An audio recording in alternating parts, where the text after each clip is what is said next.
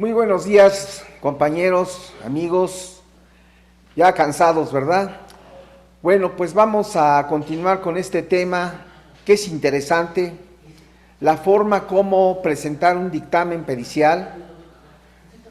Vamos a un poquito a hablar de que el peritaje, pues existe la forma de peritar en forma penal, en forma laboral, en forma civil, pero todos estos llevan un común de formato.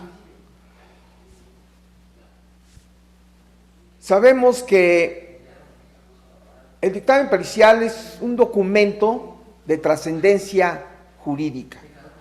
Ya con el chino hemos visto que el peritaje, o en sí el perito, debe ser imparcial, transparente, objetivo. El dictamen debe de contestar el planteamiento del problema, normalmente del quejoso. El dictamen tiene que circunscribir en qué se está quejando la persona. La mayoría de las quejas, denuncias, demandas, pues siempre nos acusan a los médicos de negligentes, de que hubo impericia, de que se hicieron cirugías que no estaban programadas, o que la cirugía que se le realizó no tenía nada que ver con el padecimiento, etcétera.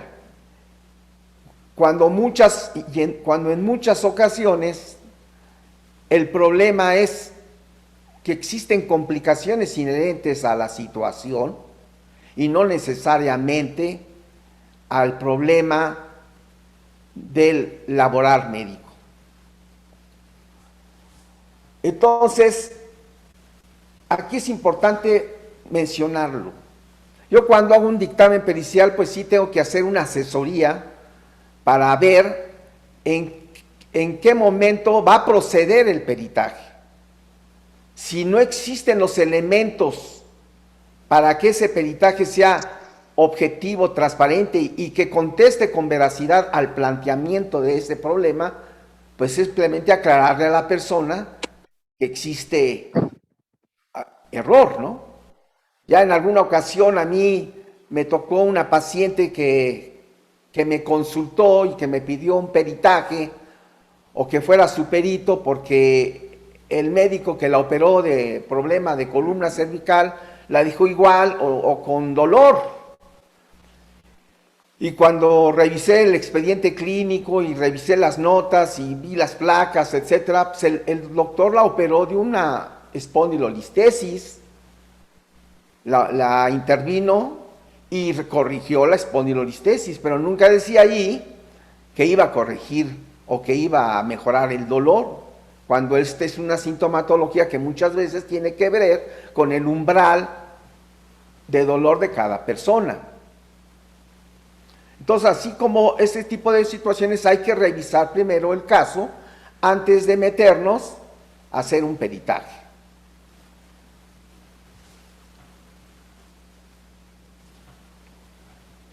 El artículo 369, o el 368, 369, 370 del Código Nacional de Procedimientos Penales menciona que los peritos deberán tener título oficial en la materia relativa al punto sobre el cual dictaminarán y no tener impedimentos para el ejercicio profesional, siempre que la ciencia, el arte, la técnica o el oficio sobre el que verse la pericia en cuestión esté reglamentado. Caso contrario, se designará a una persona de idoneidad manifiesta y que de preferencia, ya se había comentado en la plática anterior, pertenezca a un gremio o agrupación relativa a la actividad sobre la que verse su pericia. Vamos, si tienes que peritar en una cuestión de cirugía de columna y tu campo es más el área de cirugía de pie y tobillo, pues puedes tener un poco de problemas en el proceso de realizar tu peritaje. Entonces, pues muchas veces aquí cuando se solicita un peritaje aquí al colegio, pues se trata de que se perite, de que se apoye con las personas o de acuerdo a al área sobre la cual se está o se pretende realizar un peritaje. Los objetivos de esta plática, pues, es identificar las partes de un dictamen pericial. Muchas veces, también sí quiero aclarar que muchas veces la situación de peritar no es tanto el que deban saber demasiado sobre el tema sobre el cual se vaya a peritar, porque a veces, insisto, el planteamiento del problema no tiene que ver en sí con la técnica de la situación sobre la cual se está quejando el paciente. Muchas veces el perito lo que debe de tener son, obviamente, elementos sobre los que va a peritar, elementos cognitivos y elementos de conocimiento de medicina legal. Porque pueden saber mucho sobre el tema, pero también pueden desviarse demasiado y perderse. Acuérdense que el objetivo de un peritaje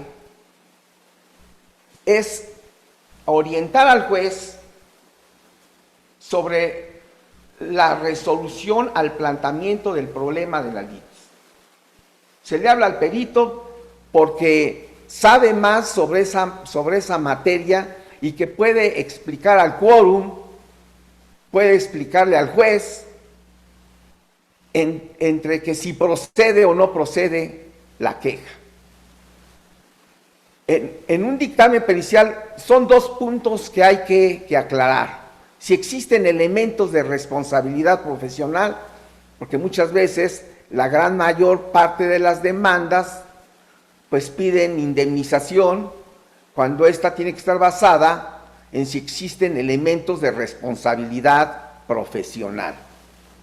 También es importante definir y aclarar el nexo causal. Vamos, el peritaje es analítico. Tenemos que ver si lo que se queja o lo que se queja tiene que ver con X, Y o Z. Muchas veces una fractura que no pegó, que terminó y que evolucionó a la cerboartrosis. Ahí sabemos que existen y se clasifica la cerboartrosis por reacción biológica, por si hubo proceso infeccioso agregado o no, etcétera, etcétera.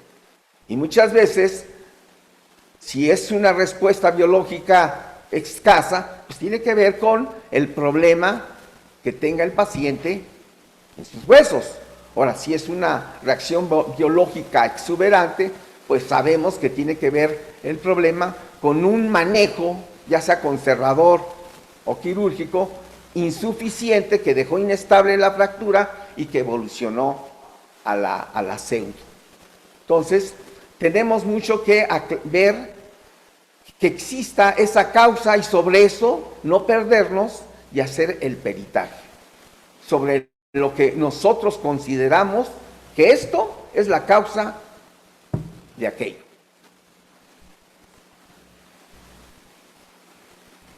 El peritaje médico, insisto, esto puede llevarse a nivel penal, cuando lo que se busca principalmente a nivel penal, pues ya se ha dicho, una sanción. Puede ser también laboral, vamos a ver un caso aquí, cuando lo que se busca es que exista una relación entre el accidente laboral y el problema, o entre la enfermedad y el ambiente donde desarrolla su trabajo, o sea, una enfermedad profesional. Y el otro, a nivel civil, cuando lo que se busca es una indemnización, si existen elementos de responsabilidad profesional. Los objetivos de un peritaje penal, pues sabemos que pues tiene que ver primero una identificación forense, o sea, identificar, en este caso, a la víctima, quién es, pruebas de ADN, etcétera. Delimitar, definir e identificar tipo de agresiones, tipo de lesiones, problemas de accidentes de tránsito y también si existen elementos de responsabilidad profesional, en este caso si el médico en su actuar propició una complicación o un problema.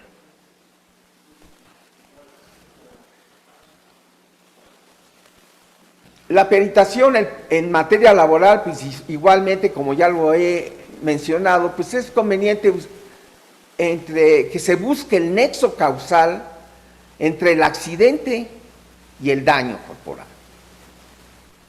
Delimitar enfermedades profesionales y estudiar incapacidades profesionales de causa médica, o sea, si existe elementos de responsabilidad también profesional.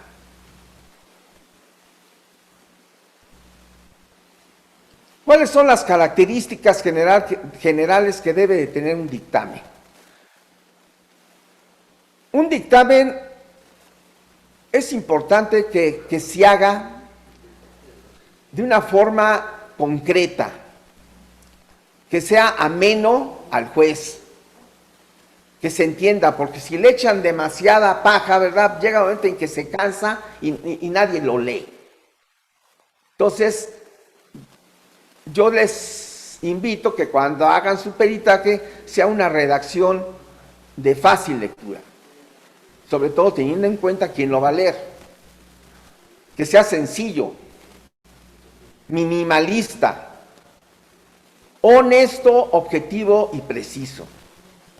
No se vale poner falsedades porque pues, también podemos tener una situación legal si se nos descubre que estamos inventando situaciones. Es importante que haya diagramas, ilustraciones, a veces un dibujo, una ilustración, una fotografía, habla más que 1000 palabras. Y sobre todo definir el propósito de ese peritaje que se está haciendo. Entonces, repitiendo, las características es que sea concreto, sencillo, minimalista, honesto, objetivo y preciso.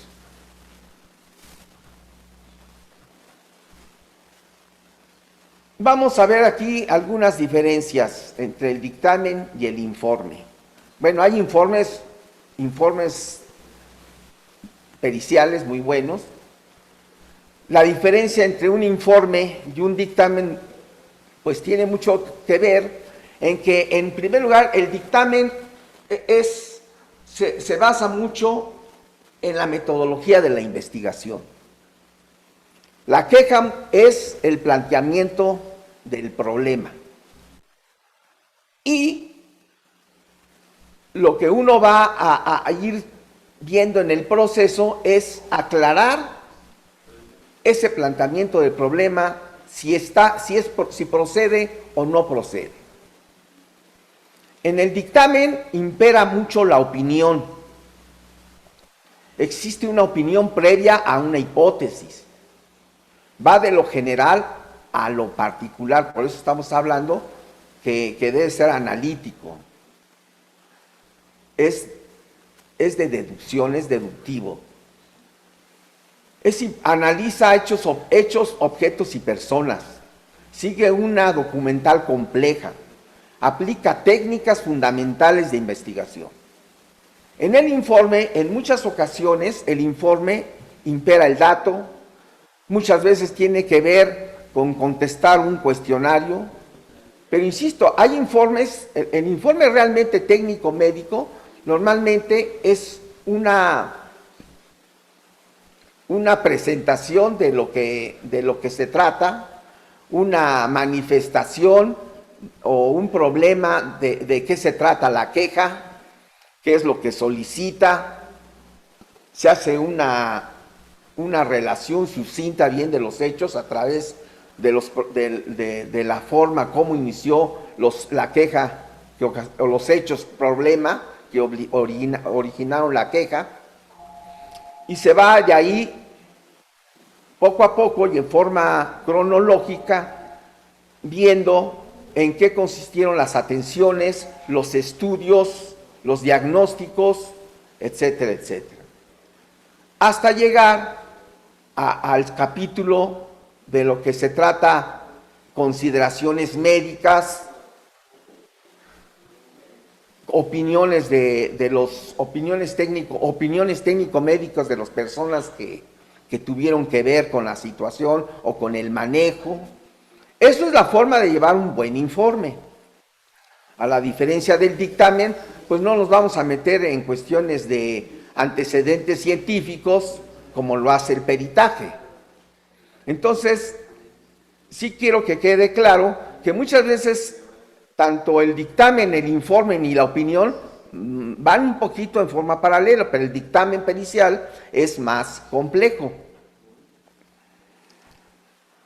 Muchas veces, sobre todo, cuando se trata de hacer un informe, hay informes que nada más se circunscriben a contestar un cuestionario, pues muchas veces, yo me acuerdo, cuando hice mi primer peritaje, pues me dijo el juez, pues nada más conteste ahí un cuestionario que se hace y punto. No.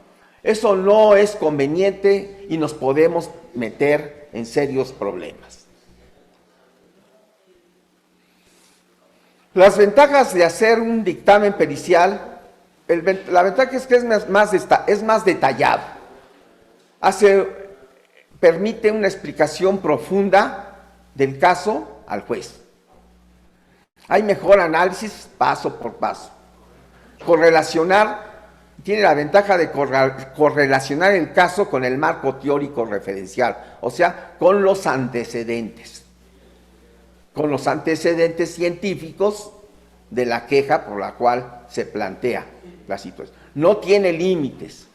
Las conclusiones son detalladas, con sustentos, y esas conclusiones también tienen que ver con el marco teórico referencial, lo que viene siendo los antecedentes científicos. Las desventajas, es cierto, son más horas de trabajo, ya se dijo anteriormente, son tesillas que se hacen. Ustedes cuando hacen un peritaje, no nomás es lo que tienen ustedes de experiencia, tienen que avalarlo y basarlo con la lex artis ad hoc. ¿De acuerdo? Entonces, lleva trabajo. Y la revisión también ¿Dónde anda José Juan?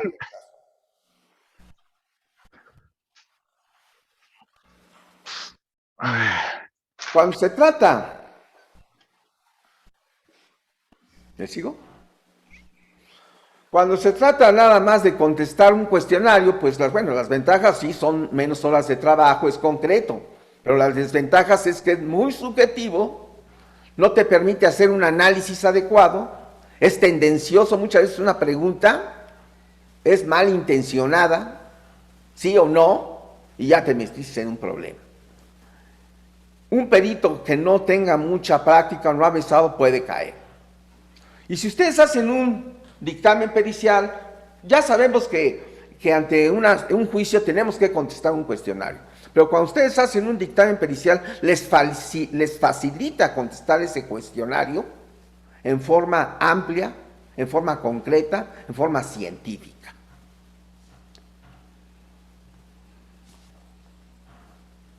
El dictamen pericial, estas son sus partes. Tenemos lo que viene siendo la referencia de qué se trata. Normalmente es el quejoso contra tal persona, o contra tal institución, o contra tal empresa, el número de expediente, en qué tribunal se va a llevar, quién es el juez que va a llevar o está al frente de ese juicio. Eso es el exordio. Después tenemos la presentación y acreditación del perito. Ustedes, yo, el doctor Miguel Ángel Lerdo de Tejada, con cédula profesional en medicina general, con cédula profesional de especialidad, con tales conocimientos o cursos de subespecialidad en esto, etc. O sea, tienen ustedes que echarse sus propias flores, que acrediten por qué están peritando.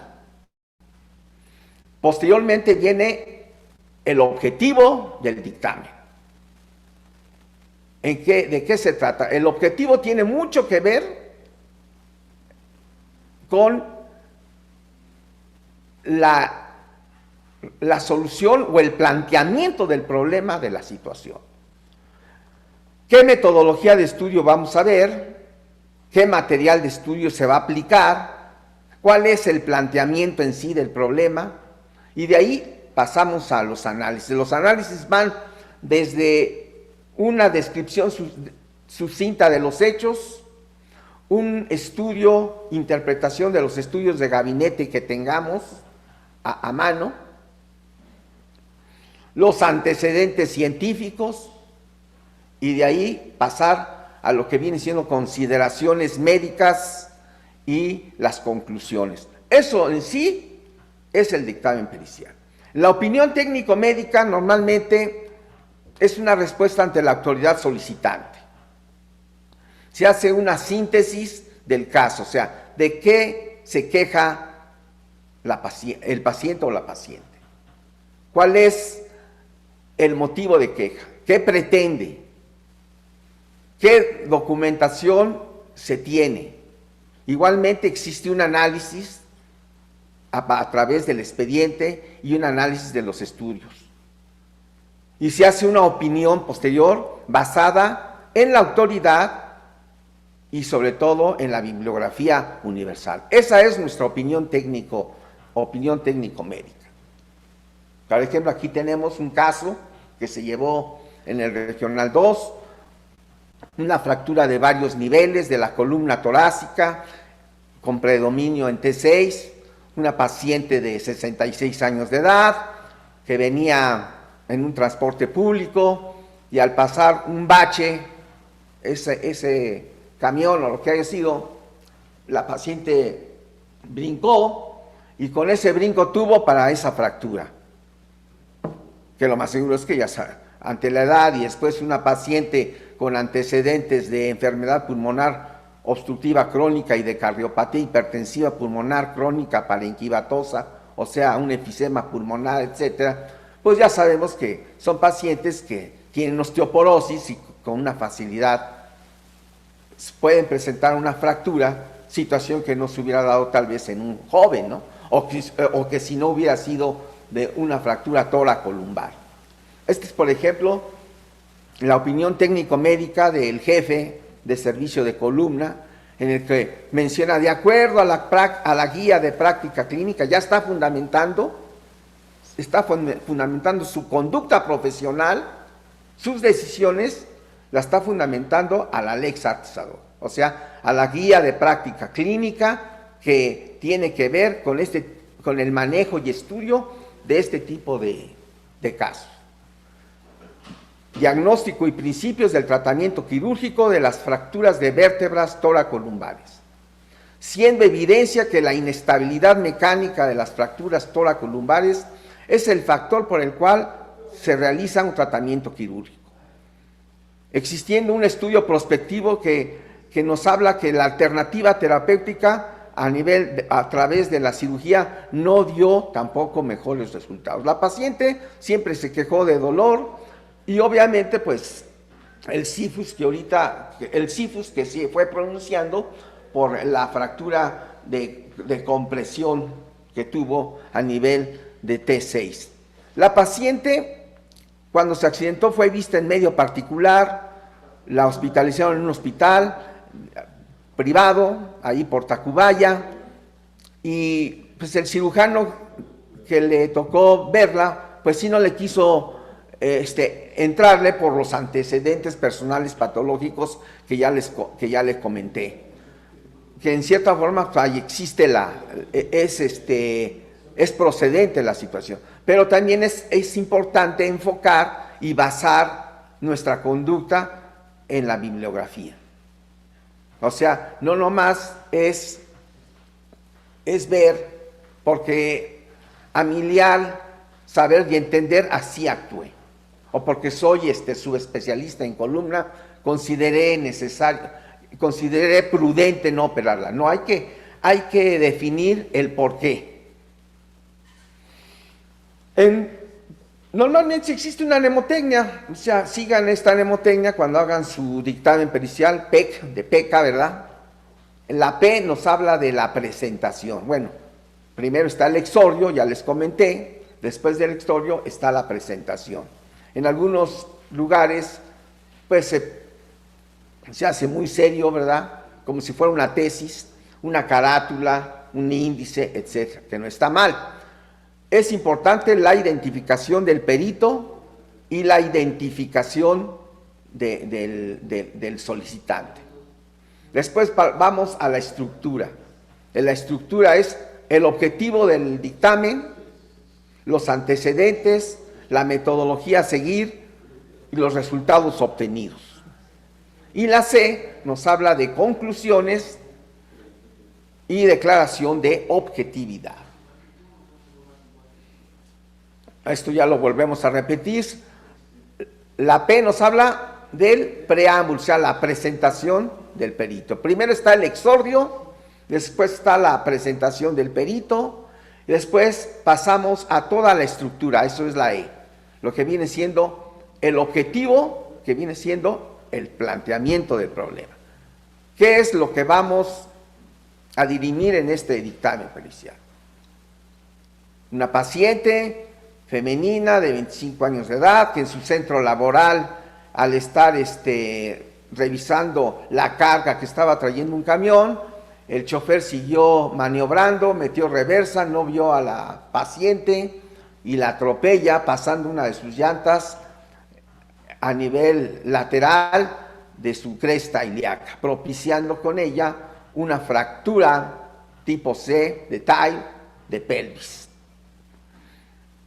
La paciente fue intervenida en un hospital del Seguro Social, la manejaron bien, pero ella siguió con mucho dolor, con dificultad para continuar laborando, ya que su trabajo es estar mucho tiempo de pie, situación que le costaba trabajo, por lo que pedía directamente una indemnización a la empresa, responsabilizándola del daño ocasionado. Y ahí hay que ver entonces si existe la consecuencia, el nexo causal de una inestabilidad pélvica al accidente sufrido. Entonces, ese es el objetivo, ese es el planteamiento del problema. Si el dolor crónico de tal persona tiene que ver con el accidente. Después de ahí pasamos a la metodología de la investigación. ¿Cómo va a ser nuestra investigación? ¿Bajo qué parámetros? ¿Bajo qué finalidades? ¿Qué material de estudio se va a aplicar? El análisis del caso. Normalmente, ya saben, el análisis es descripción sucinta de los hechos. O sea, ¿cuáles son los hechos? Primero, los hechos que manifiesta el paciente. Segundo, los hechos que están en el expediente, que eso es lo más importante. Notas bien hechas, claras, pues va a resultar a favor, en este caso, del médico, que es el demandado. Interpretación de estudios, de los estudios que favorecieron a llegar a un diagnóstico, definir a un diagnóstico y definir un tratamiento, que existiera congruencia diagnóstico-terapéutica. Los antecedentes científicos que también están metidos en el caso, porque al fin y al cabo los antecedentes científicos tienen que hablar del problema, del planteamiento de la situación, del planteamiento del problema. No nos vamos a meter mucho a la situación de anatomía de pelvis, porque insisto, para quien lo va a leer, no es porque pretenda una lección de anatomía o de medicina, no, tenemos que los antecedentes científicos enfocarlos al caso. Si se trata en este caso de un dolor crónico residual derivado a una inestabilidad pélvica.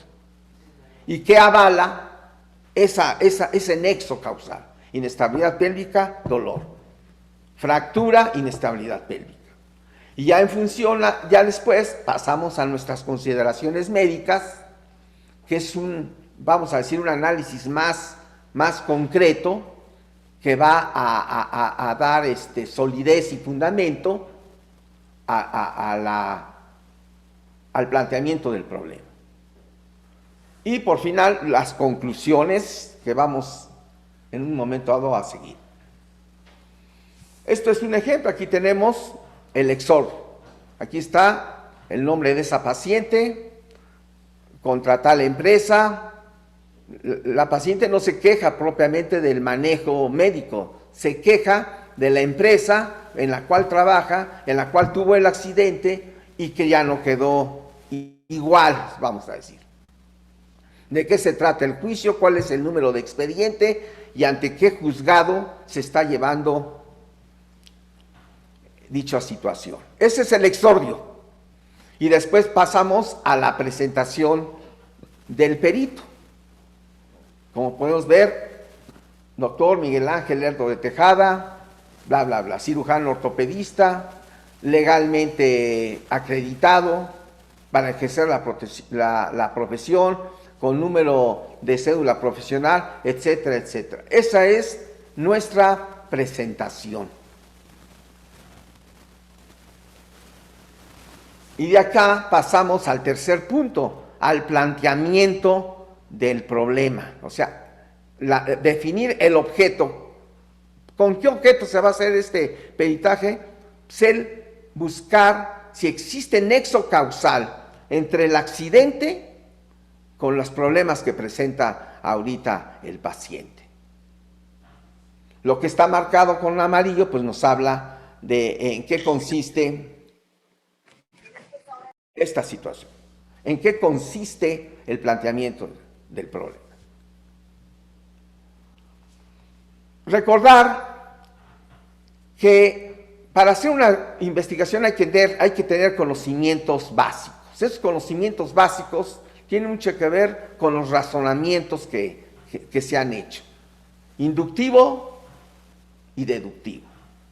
Normalmente el inductivo nos habla de conocimientos aislados, de aspectos, por ejemplo, ahorita lo del COVID, de qué se trata ese virus, etcétera, etcétera. Y el deductivo, que es el que nosotros más aplicamos, estamos hablando de todos los conocimientos que tenemos respecto a la inestabilidad pélvica y derivarlos y concluirlos al padecimiento del problema.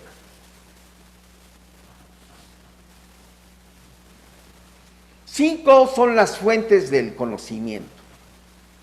Antes que nada, la experiencia. Cuenta mucho la experiencia del perito, ¿verdad? Antes, decía el perito, a mi leal saber y entender, pues considero que eso ya no se vale.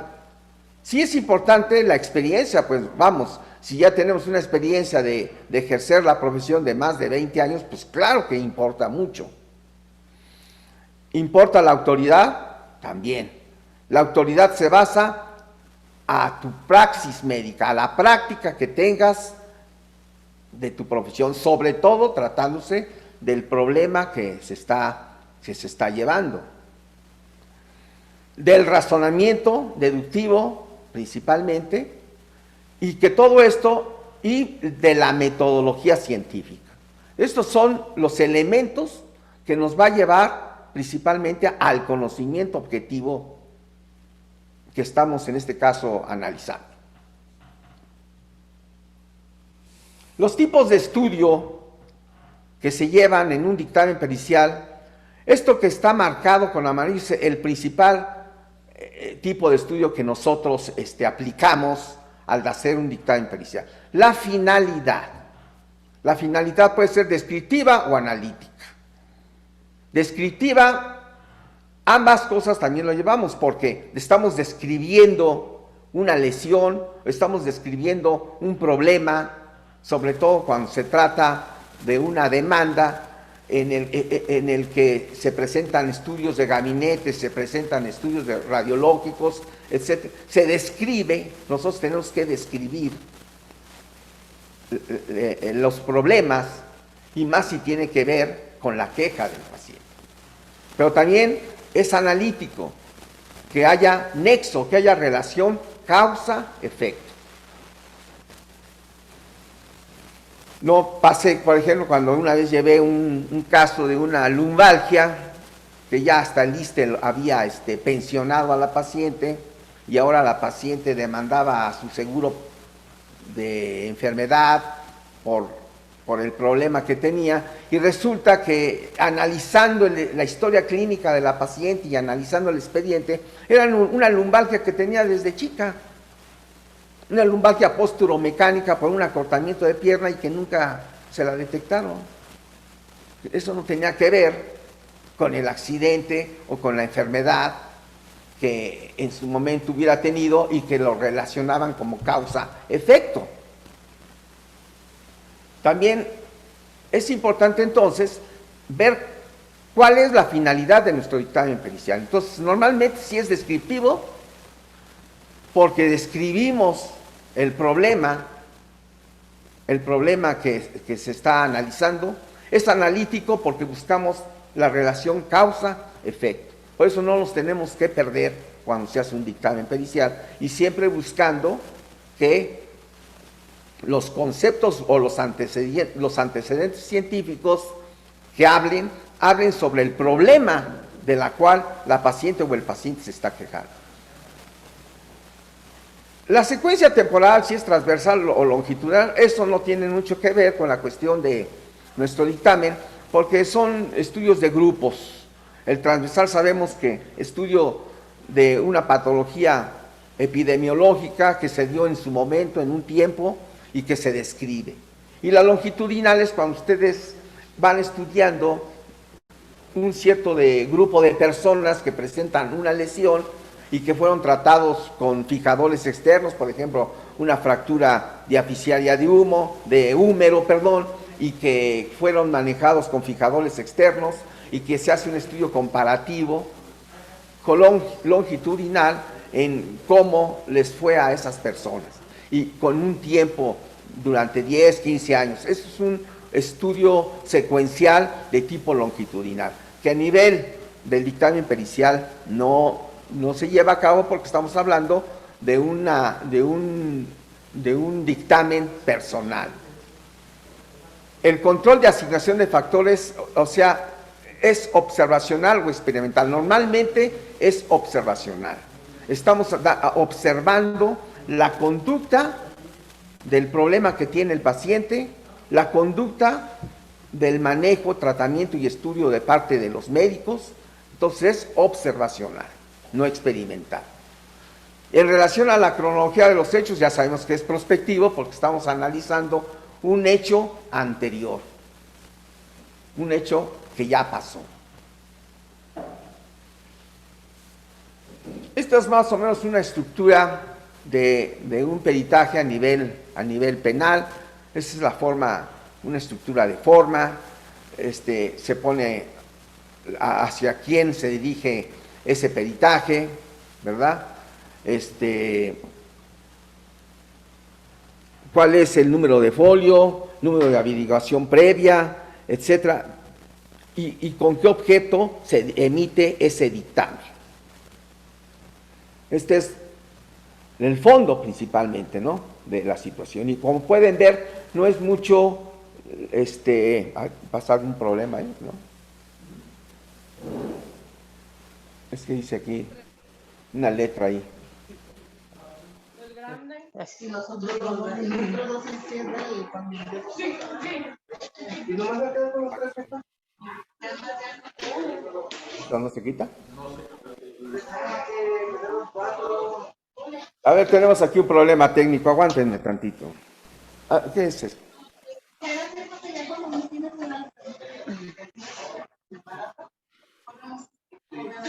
Bueno, ya, reanudamos. Entonces, como pueden ver, no es mucha la diferencia. Igual se hace un planteamiento del problema, se ve el método de estudio que se va a aplicar, el material de estudio, los antecedentes del caso, las consideraciones técnicas, el análisis médico-legal, las conclusiones, referencias bibliográficas. Es en la misma línea, como todo peritaje. Aquí, por ejemplo, vemos el material de estudio, que sería el tercer punto. Entonces ya vimos, por un lado, el exordio, después la presentación, después el segundo punto, el objetivo por el cual se hace el dictamen. El tercero es el método de investigación. Ya les dije, en este caso es una investigación, el método de investigación realizado en el presente dictamen, ¿verdad? Es retrospectivo, analítico. ¿Por qué retrospectivo? Ya lo dije, ¿no? Porque se trata de un hecho anterior, es analítico, se busca una causa-efecto, es deductivo, porque va desde una teoría, desde un aspecto general, que viene siendo nuestro conocimiento, al aspecto particular que tiene que ver con la queja. Mediante la revisión de los reportes, de las notas médicas, esa es la metodología que vamos llevando.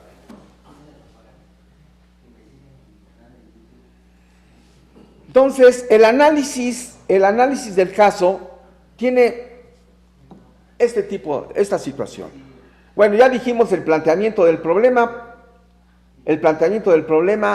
tal como el paciente lo refiere, porque a veces cuando tenemos que hacer un peritaje en pro al paciente y que tenga cierta razón, el planteamiento del problema es el que él viene a plantearnos y a ver, por el cual considera que su queja esté fundada. La exploración física con tomas de fotografías clínicas es importante, y de ahí partimos a la descripción sucinta de los hechos. O sea, a la descripción de los hechos vistos con enfoque de las notas del expediente clínico. Las conclusiones diagnósticas a las que se llegaron las instituciones o los médicos que la vieron. Las decisiones terapéuticas, las terapias realizadas, los antecedentes científicos. Todo eso nos va a enriquecer el análisis del caso.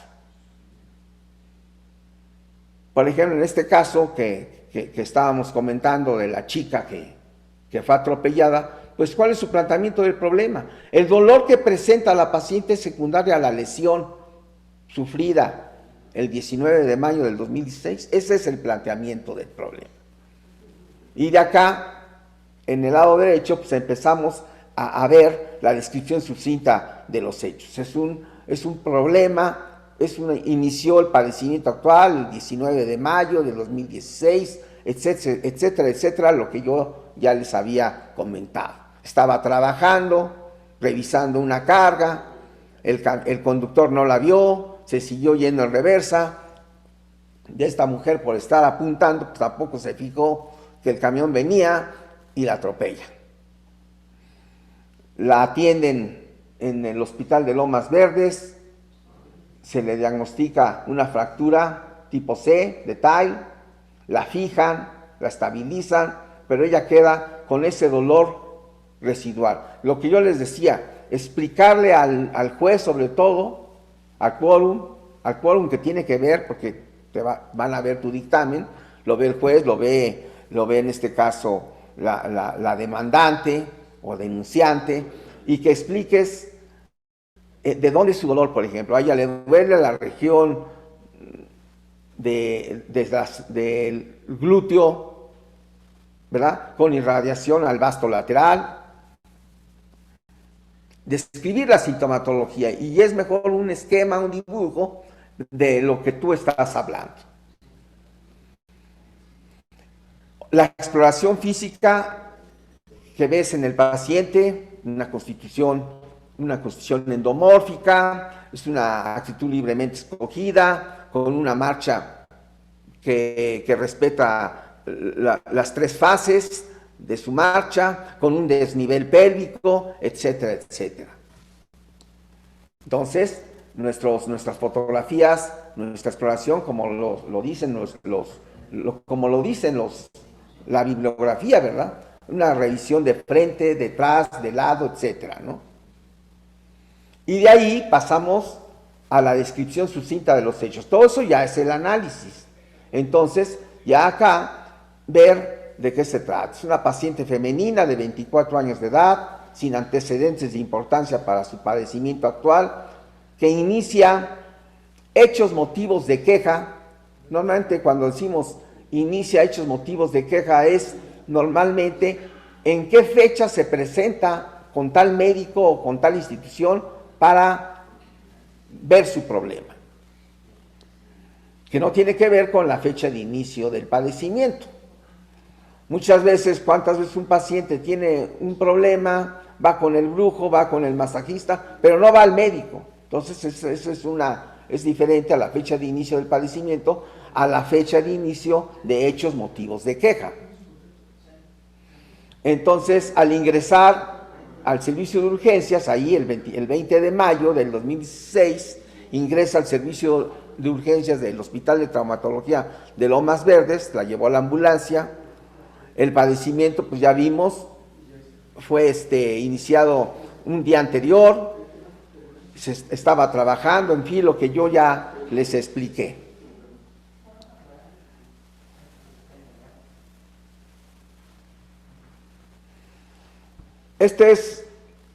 No tengo radiografías de la lesión, pero por ejemplo, pues es la forma como la operaron, ¿verdad? La forma como estabilizaron la parte posterior de esa pelvis. Y de aquí pasamos a los antecedentes científicos, de qué es el sustento o el marco teórico referencial. ¿De qué vamos a hablar? Pues de las fracturas de pelvis. De la clasificación, por ejemplo, que más se maneja, la de Tai, por ejemplo, o la de Dennis, si es una fractura alar o transforaminal o de la parte media. Entonces, todos esos antecedentes tienen que ir enfocados al problema por lo cual el paciente se está quejando. Todos estos, y vamos a enfocar y aterrizar al tema de la inestabilidad en sí de la pelvis. ¿Cuáles son las complicaciones o secuelas por las cuales un paciente víctima de este tipo de accidentes puede tener? Una cervatrosis, una desigualdad en longitud de las extremidades inferiores, como se vio en la fotografía, cojera invalidante, pero sobre todo lo que está de negro, las molestias que tiene la paciente, cuando está mucho tiempo, o ya sentada o de pie, y el dolor crónico residual de su situación. Y así nos vamos viendo, ¿no? En qué consiste, qué es lo que le da estabilidad a esa pelvis. Esa paciente se le hizo después un ultrasonido en donde se evidenció que los ligamentos eran muy pobres, los ligamentos sacroiliacos, con abundante fibrosis. Entonces obviamente no es lo mismo una fibrosis a un ligamento, y esto conllevaba a cierto grado de inseguridad y de inestabilidad. Entonces, ya que analizamos todo esto, pasamos a nuestras consideraciones. Las consideraciones pues tienen que enmarcarse en 3 aspectos importantes. La relación causa-efecto, o sea, no nos perdamos de vista esa situación. La lex artis ad hoc, o sea, en qué el conocimiento que tú estás escribiendo y por el fundamento legal y normativo.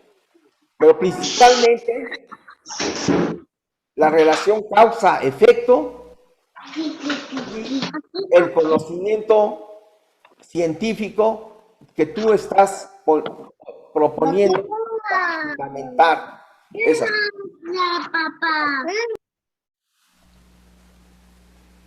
Aquí es, por ejemplo, una forma de presentar las consideraciones médicas, que deben ser breves.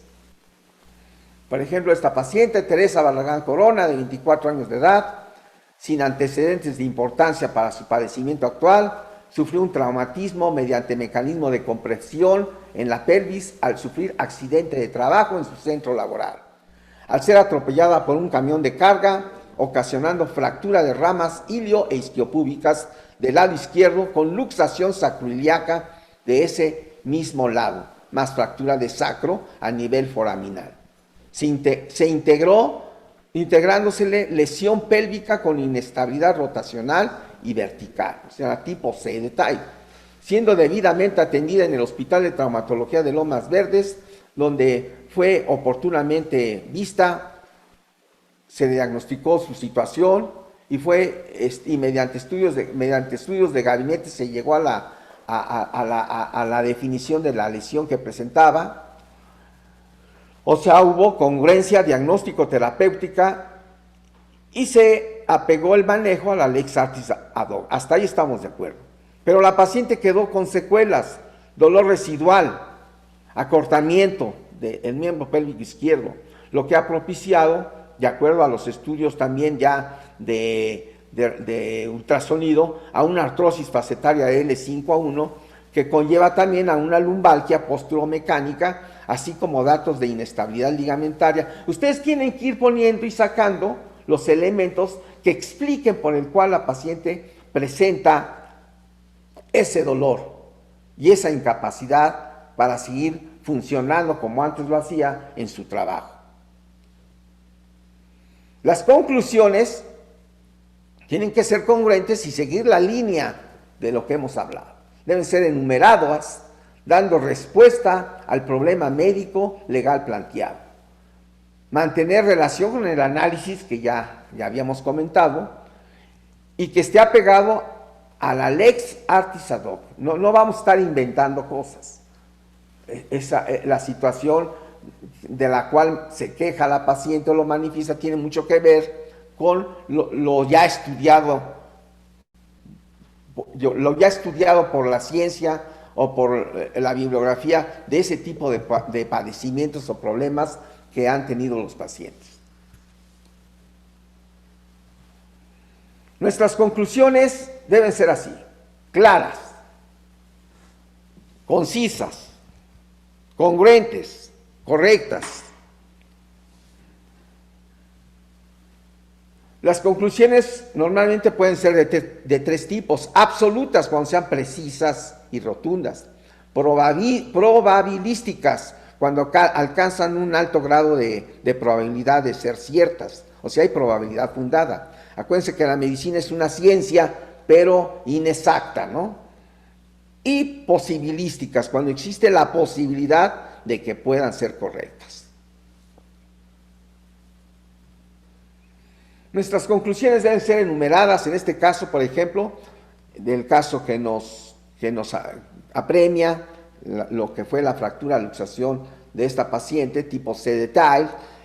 La conclusión sería, la paciente presentó lesión traumática de pelvis, al ser atropellada en su centro laboral o en su centro de trabajo por un camión de carga, presentando una fractura tipo C de pelvis, existiendo como secuelas inestabilidad pélvica, dolor residual, acortamiento del miembro pélvico izquierdo, artrosis facetaria, lumbalgia posturomecánica, que son secuelas al trauma sufrido, por lo que existe relación causa-efecto. Ya están ustedes mencionando el nexo causal.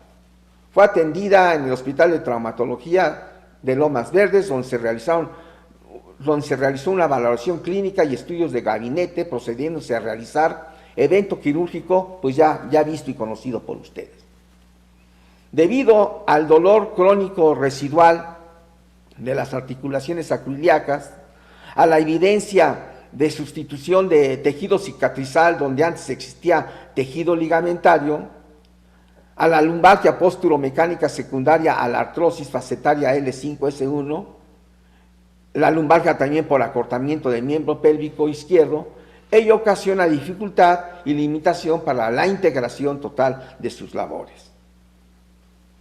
Y cuarto punto, debido a las secuelas mencionadas en el numeral 3 de este capítulo, en que la agraviada se ve afectada para mantenerse de pie o sentada, más tiempo al habitual del que antes lo hacía, así como el caminar mayores distancias. Ello conlleva a que la afectada presente incapacidad completa para seguir realizando su profesión u oficio.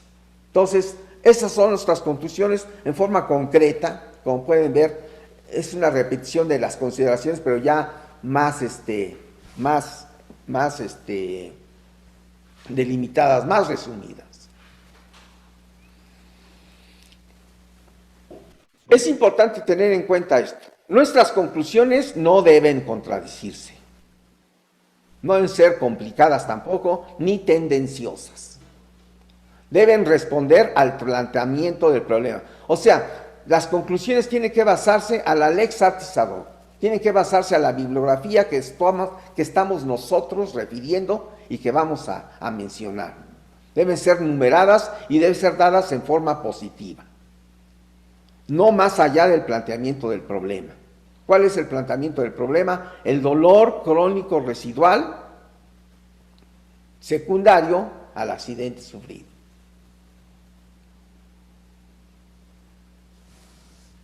El planteamiento, aquí tenemos otro ejemplo, fuera del caso, que está nada más para enriquecer este mensaje. Aquí, por ejemplo, tenemos un paciente de 38 años de edad que demanda a los médicos del Seguro Social porque en su primera revisión el paciente tuvo un golpe en la muñeca, llega a urgencias, le toman radiografías, a veces no son lo suficientes las placas, no se evidenció la lesión, se manejó como una contusión, etc. Posteriormente el paciente siguió con dolor, inflamación, regresa al hospital, le toman nuevas placas y ven que existe una fractura de 2 meses ya de evolución a nivel del estiloides del radio. El paciente consideró que fue manejada negligentemente y pedía una indemnización. ¿Cuáles son las consideraciones a seguir? Fue manejada, posteriormente, ya cuando él fue, pues ya había datos ahí de consolidación, lo mandan a rehabilitación, le mandan analgésicos, recupera su funcionabilidad y persiste el dolor. ¿Cuáles son nuestras consideraciones? ¿Procede la indemnización? El hecho de que haya sido oportunamente diagnosticada y manejada con inmovilización hubiera socorrido, hubiera evitado el dolor crónico residual. Pues no, ¿verdad? Entonces aquí es importante, aquí vemos, el paciente clínicamente nunca manifestó incapacidad funcional en todo su proceso. Llegó a recuperar todos sus arcos de movilidad. Y únicamente ha existido persistencia de dolor intraarticular de la muñeca y edema, síntomas residuales de cualquier fractura, por lo que ante el hecho de no habérsele evidenciado la lesión en cuestión en los estudios radiológicos iniciales, al tratarse de una lesión mínima dentro de la articulación, no existe un nexo causal de que ello sea la razón de la mala evolución del paciente, sino al trauma mismo, ya que aunque desde el inicio se hubiera detectado la fractura, el manejo iba a ser conservador, o sea, mediante reposo, inmovilización y posterior a la consolidación. Aquí le pongo entre paréntesis cicatrización de la fractura, porque insisto, cuando hagan ustedes un dictamen tienen que ver quién lo va a leer. O sea, no vamos a meter mucha tecnología médica. Cuando vemos que una fractura ya está consolidada, ¿qué hacemos? Pues lo que se deba de hacer para recuperar la función, la fisioterapia, etc. Elementos que se siguieron ya posteriormente. La literatura médica universal refiere que el objetivo terapéutico de este tipo de lesiones es la reducción anatómica.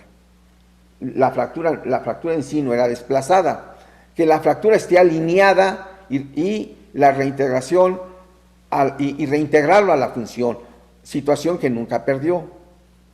Entonces, ¿Va a proceder la queja? Pues no, ¿desde qué? O sea, ¿cuál es la situación? ¿Dónde quedó la invalidez? Todo eso es lo que tenemos que revisar para hacer procedente el caso o no.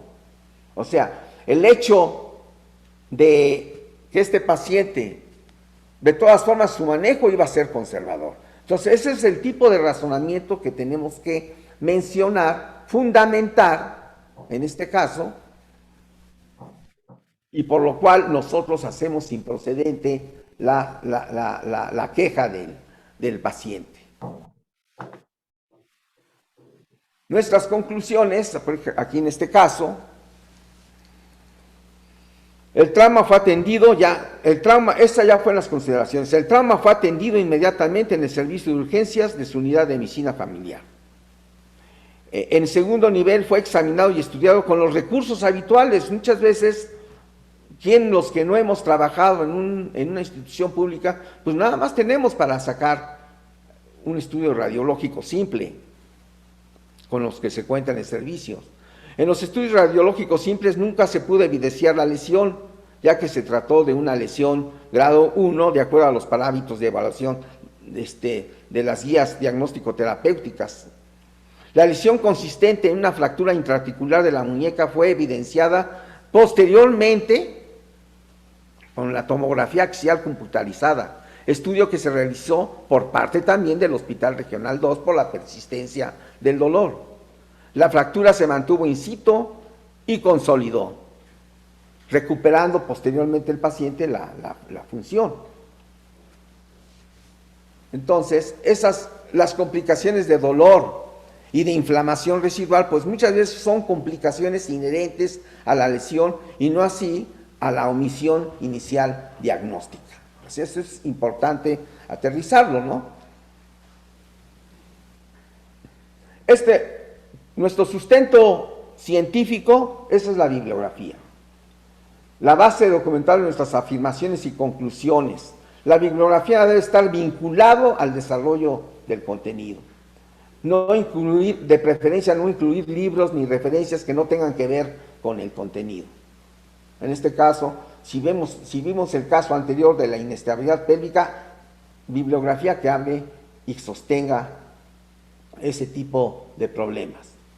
O en este caso, lo de la fractura epifisiaria distal del radio.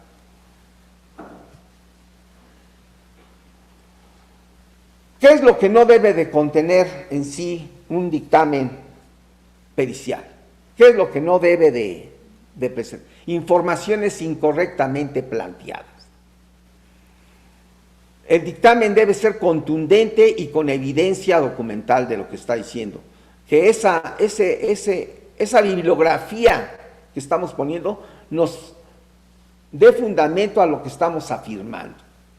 Evitar, cuando estamos redactando, usar palabras como nunca, siempre, absolutamente y completamente, porque eso le ocasiona mucho ruido al juez, ¿verdad? Y llega, por ese tipo de razones, a dar palmetazo a nuestro dictamen. No hacer énfasis al expresar conclusiones u opiniones. Evitar afirmaciones ambiguas, como aparentemente o parece ser, etcétera, etcétera. Bueno, pues eso es todo lo que yo les doy, les participo. Les queda este recuerdo de Ambrosio Parella. Desde ese tiempo los médicos ayudaban en los juicios y esa es su frase importante. Los jueces deciden según se les informa. Gracias.